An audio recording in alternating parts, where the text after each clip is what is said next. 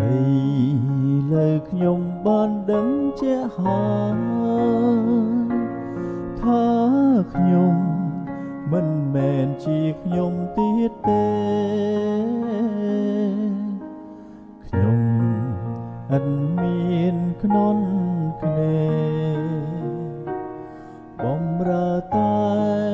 សេចក្តីគួខ្មាំង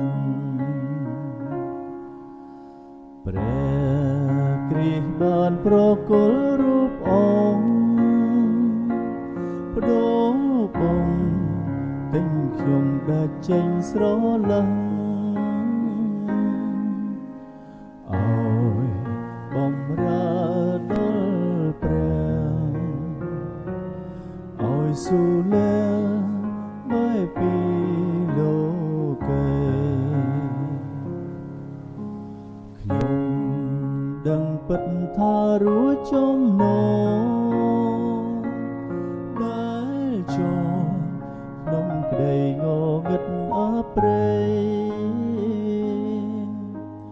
ចូលបំរើលោកេដែលបានថ្លៃជាតដល់ស្លាប់ខ្ញុំមិនមែនម្ចាស់ខ្លួនទៀតទេប៉ុន្តែព្រះគ្រីស្ទទ្រង់គង់ប្រทัបជួយ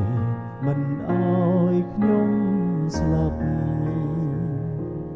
ព្រោះខ្ញុំឆាប់ទ្រង់រស់ក្នុងខ្ញុំសាច់ឈាមខ្ញុំឆ្កាងនឹងព្រះគ្រី